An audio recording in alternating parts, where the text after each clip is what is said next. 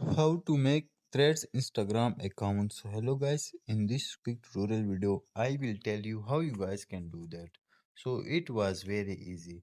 For that we will simply go to Threads app, but before that you need to create Instagram account because it's mandatory. If you want to log in or sign up in Threads, you need to have at least Instagram account or Facebook account. So let's open Threads. Here let's Now here you guys can see continue with Instagram. Also you guys can see use different account. So basically here you guys cannot see any other option of sign up or sign in. So it's mandatory that you need to have Instagram account. Here we go. I sign in with my Instagram account. Now you guys can see public profile, private profile. So it's up on you which profile you want to add. So I will simply click on public profile and next. Now we will wait for some second. Here you guys can see join threads. So simply click on join threads.